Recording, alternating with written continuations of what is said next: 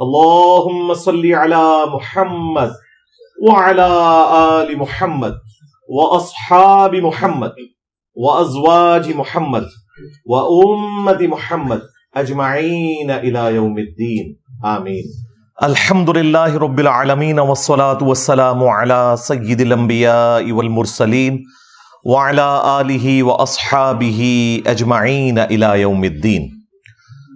الحمدللہ آج 5 نومبر 2023 کو سنڈے کے دن ہمارا یہ پبلک سیشن نمبر 119 نمبر انشاءاللہ ہوگا. آپ کے یہ سوالات ریئل ٹائم پرچیوں کی شکل میں میرے پاس آ چکے ہیں. انشاءاللہ انہیں بھی ہم بعد میں ڈسکس کریں گے. پہلے کرنٹ افیئر کے طور پر پچھلے ویک کا ایک بڑا سینسٹیو ٹاپک جو کافی وائرل ہوا سوشل میڈیا کے اوپر، اگرچہ میرا کوئی ارادہ نہیں تھا کہ اسے ٹاپک بنایا جاتا، لیکن چونکہ اس کے ساتھ اتنے عقائد جڑ گئے اور ہر شخص نے آ کے، خواہ اس کا تعلق کسی مذہبی بیک گراؤنڈ سے ہو یا کسی لبرل بیک گراؤنڈ سے ہو، سب نے آ کے اپنا لچ فرائی کیا ہے، اس میں اپنا حصہ ڈالا ہے. تو پھر میں نے ارادہ کیا کہ اس کو ہم ڈسکس کر لیتے ہیں. اور وہ ہمارے جو ممدوح ہیں مولانا طارق جمیل صاحب حافظہ اللہ تعالی، ان کے بیٹے کی ڈیتھ،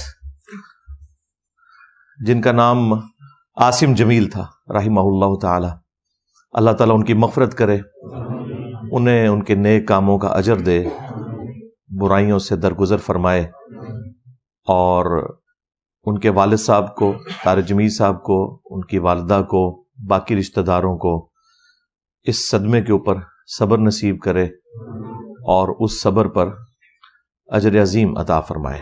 آمین. انا للہ و انا الیہ راجعون. اللہم اجرنی فی مصیبتی و اخلف لی خیرا منہا.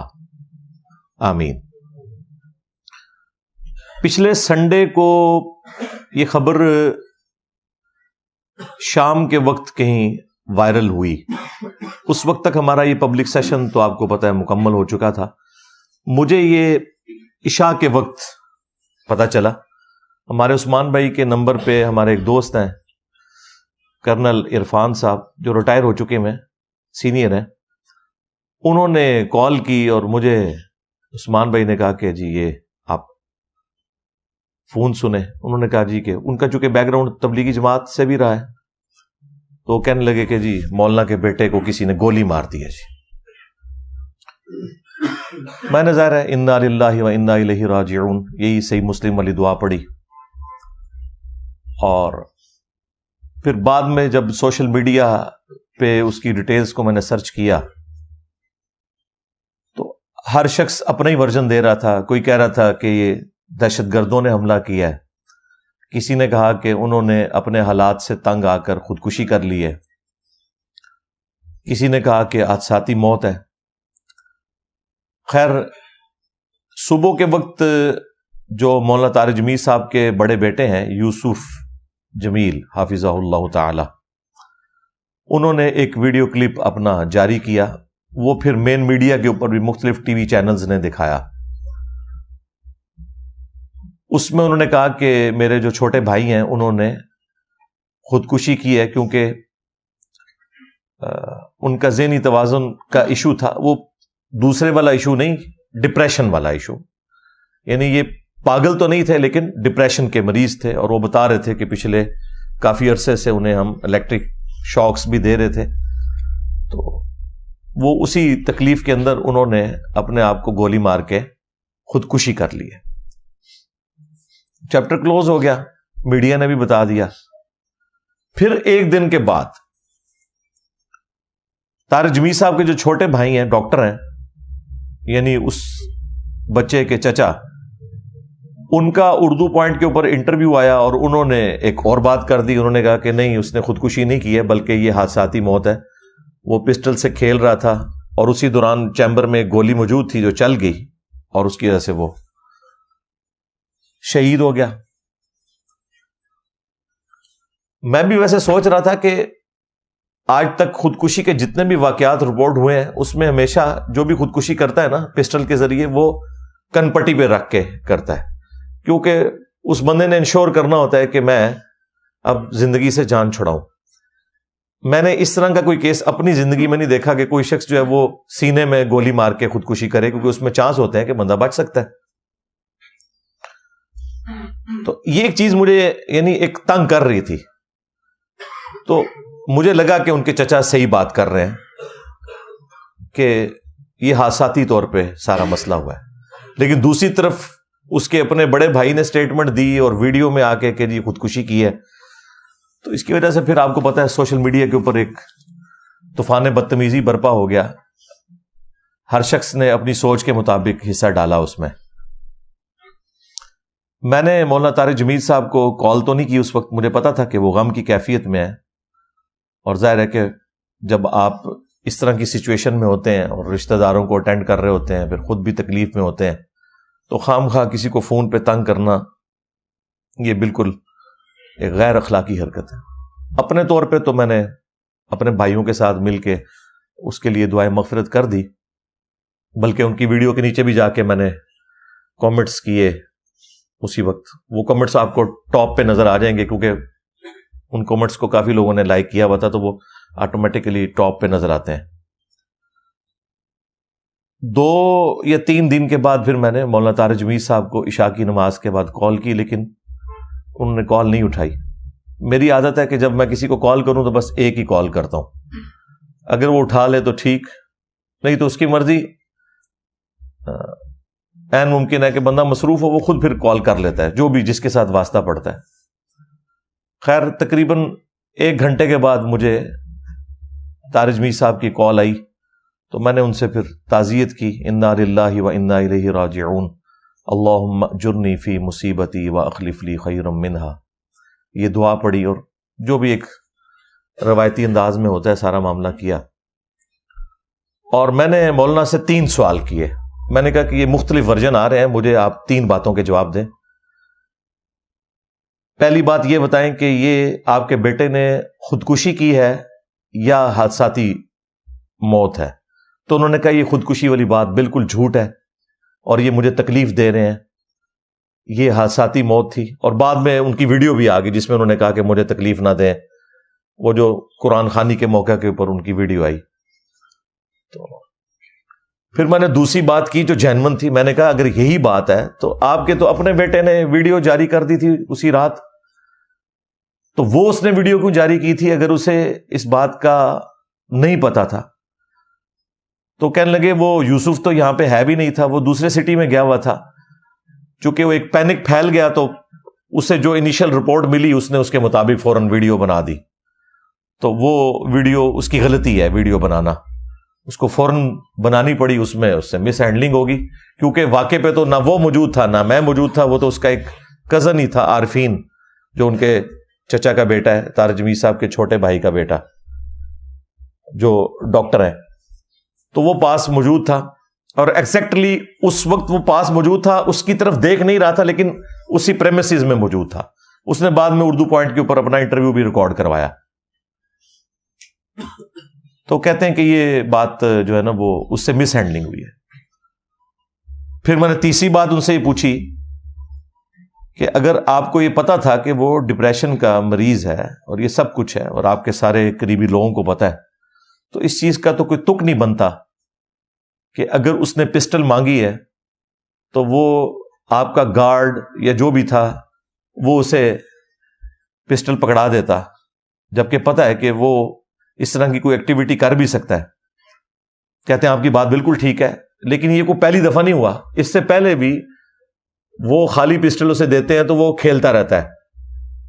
چونکہ سارے اس کو ذرا ایک اسپیشل پروٹوکول، اسپیشل چائلڈ ہونے کی وجہ سے کرتے تھے. ویسے تو عمر اس کی آلموسٹ کوئی 36-37 کے قریب تھی، لیکن وہ بچپن سے ہی ایک خاص ذہنی مرض میں مبتلا تھا. لکھنا پڑھنا اس نے نہیں سیکھا، لیکن پاگل نہیں تھا، جس کو ہم کہتے ہیں نا پاگل، وہ نہیں تھا.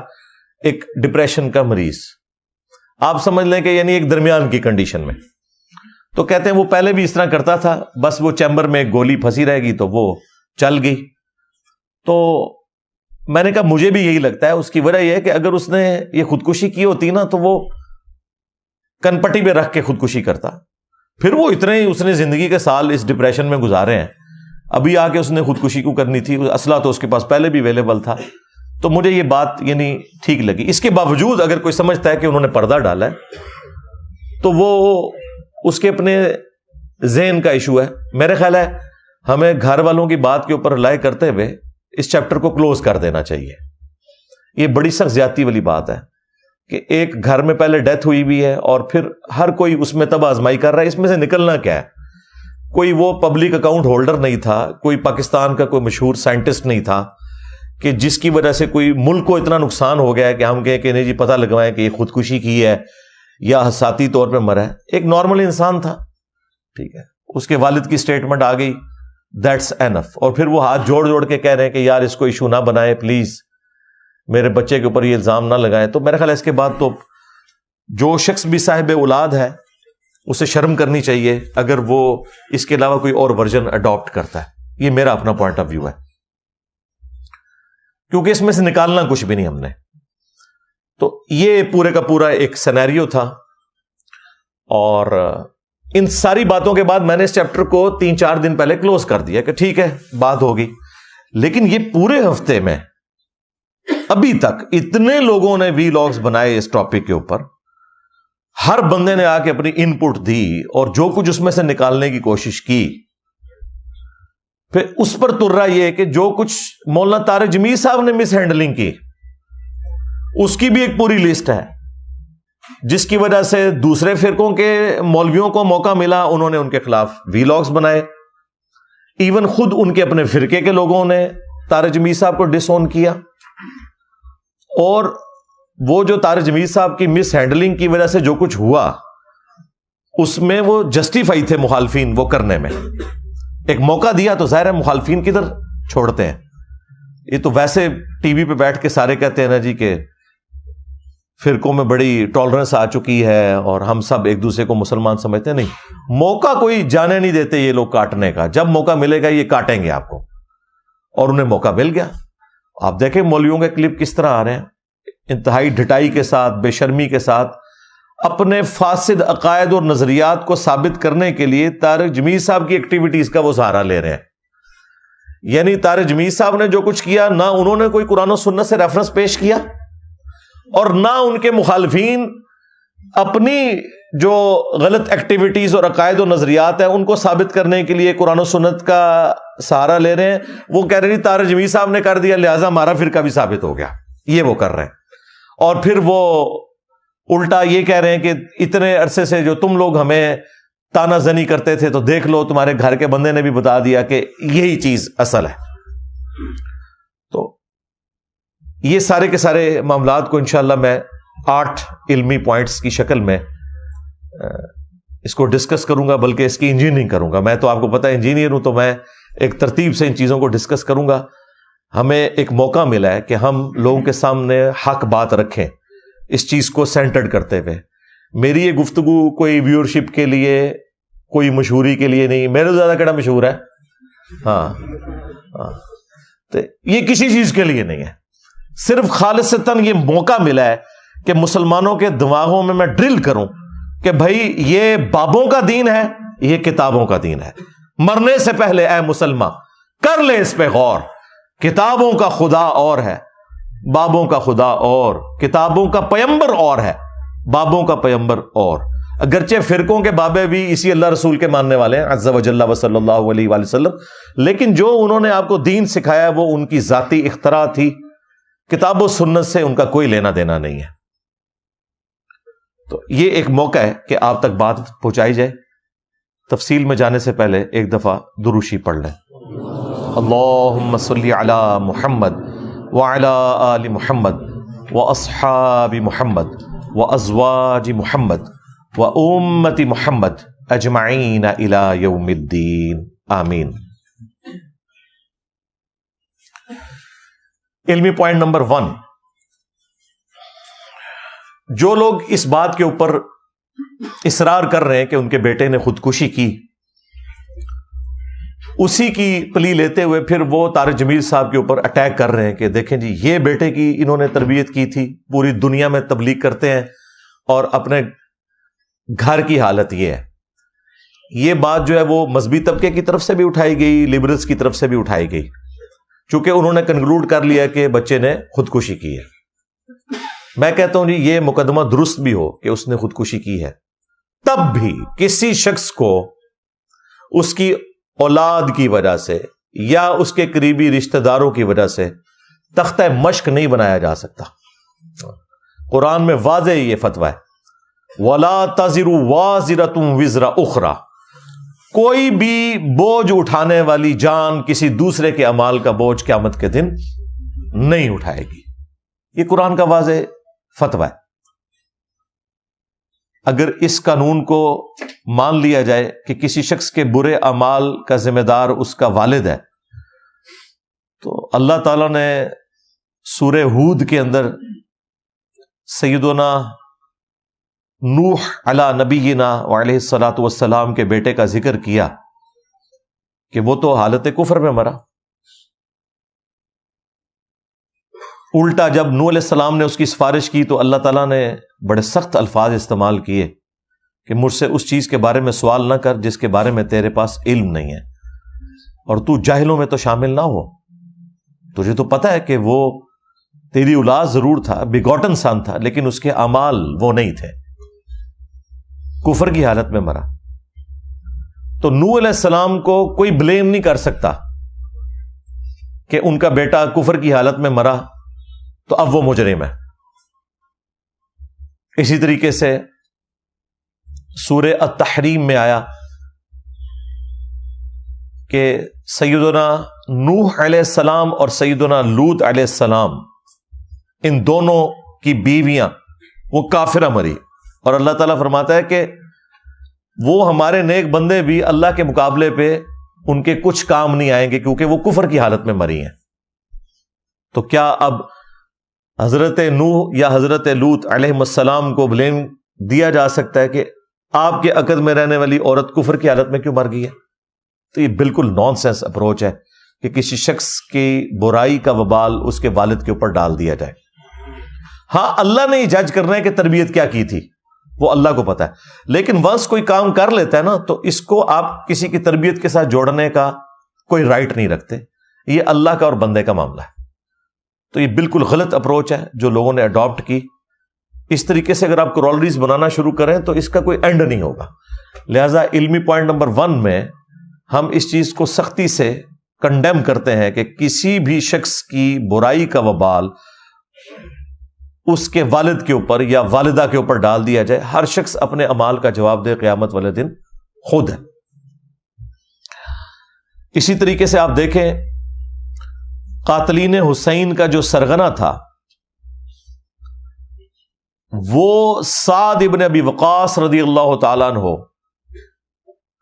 فاتح قادسیہ جنہوں نے پرشین امپائر کو گرایا سیدنا عمر کے دور میں رضی اللہ تعالیٰ عنہ، ان کا بیٹا تھا عمر ابن سعد.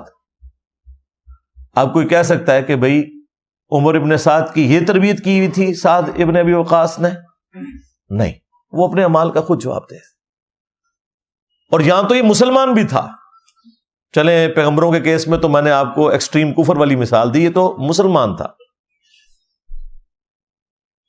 لیکن وہ اپنے اعمال کا جواب دے خود ہے.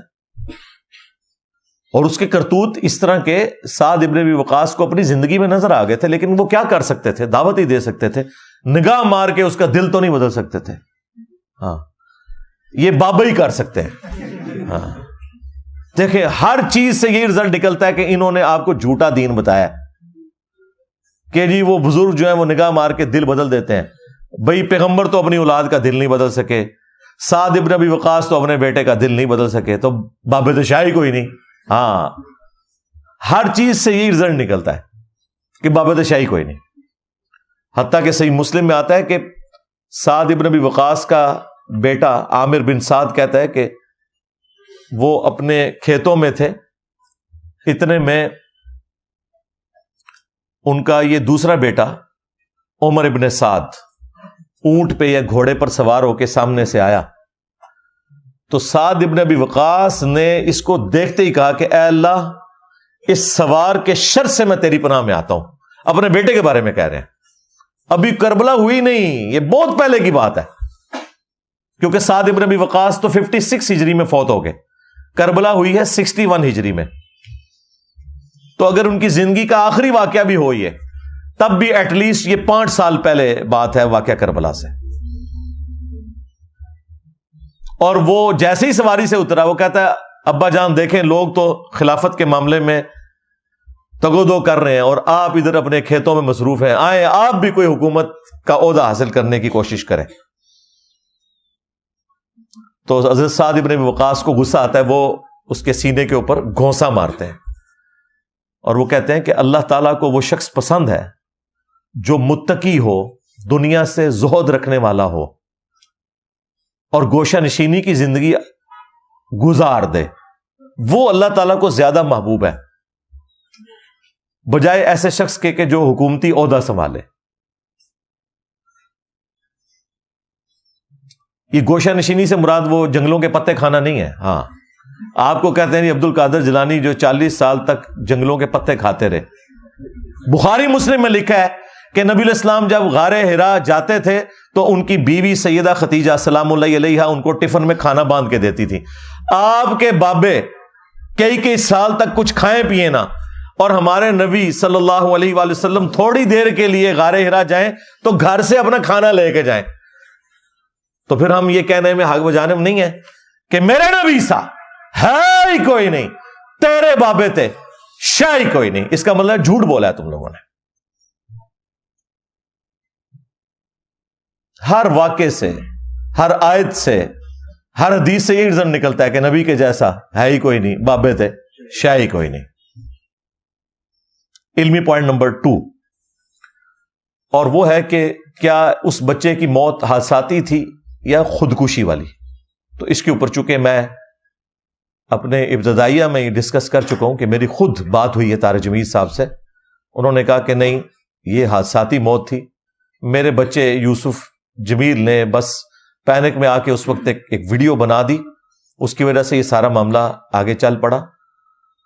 اگر خودکشی کرنی ہوتی تو کن پٹی پہ مار کے کرتا ہے. یہ سینے پہ جو گولی لگی اور ایکسیسو خون نکلنے کی وجہ سے وہ شہید ہو گیا، تو یہ حادثاتی طور پہ ہوا. ڈپریشن کا مریض بھی تھا اور وہ اکثر پسٹل سے کھیلتا تھا، وہ اسی وجہ سے گارڈ نے اس کو دے دی، لیکن گارڈ کو پتا نہیں تھا کہ ایک گولی اس میں چیمبر میں پھنسی ہوئی ہے اور وہ چل گئی. لہٰذا اس چیپٹر کو اب کلوز کر دیں. جبکہ طارق جمیل صاحب نے ہاتھ جوڑ کے یہ کہا ہے کہ خدا کے لیے میرے بچے کو بار بار یہ نہ کہیں کہ اس نے خودکشی کی ہے، مجھے آپ تکلیف دے رہے ہیں. تو میرا خیال ہے اس چیپٹر کو کلوز کر دینا چاہیے. علمی پوائنٹ نمبر 3 اسی سے جڑا ہوا کہ طارق جمیل صاحب نے بتایا کہ وہ ڈپریشن کا مریض تھا اور بچپن سے اس کی حالت تھی، لکھنا پڑھنا اس نے نہیں سیکھا ہوا تھا، وہ حروف کی پہچان ہی نہیں کر سکتا تھا. یہ ایک باقاعدہ دماغی مرض ہے. یہ اس طرح کا ذہنی توازن بگڑنا نہیں ہے جس میں انسان کو کسی چیز کی بھی ہوش نہیں رہتی. اس نے کئی پارے قرآن کے زبانی یاد کیے ہوئے تھے سن کے، کرائمنگ پاور تھی. تو اس طرح کے جو کوئی ذہنی مریض ہوں ان کے بارے میں شرعی حکم یہ ہے. صحیح بخاری میں تعلیقاً امام بخاری ایک چیپٹر کی ہیڈنگ میں یہ حدیث لے کے آئے ہیں، سیدنا علی ابن ابی طالب کا قول، اور اس کی پوری سند بھی خود مولا علی علیہ السلام سے روایت ہوئی ہے. رسول اللہ صلی اللہ علیہ وآلہ وسلم کا فرمان سنن ابن ماجہ میں کہ 3 لوگوں سے اللہ تعالیٰ نے قلم اٹھا لیا، ان کے اوپر کوئی گرفت نہیں ہے. پہلا شخص جو مجنون ہو، پاگل ہو، ذہنی توازن اس کا بگڑ گیا ہو. دوسرا وہ شخص جو سویا ہوا ہے، اس کو تو ہوش نہیں ہے. اور تیسرا جو چھوٹا بچہ ہے، نابالغ بچہ ہے، جسے ابھی حق اور باطل میں اس طرح کی تمیز نہیں ہے، تو اس کے اوپر اللہ تعالیٰ گرفت نہیں فرمائے گا. پوری سند تو میں نے بتایا ابن ماجہ میں.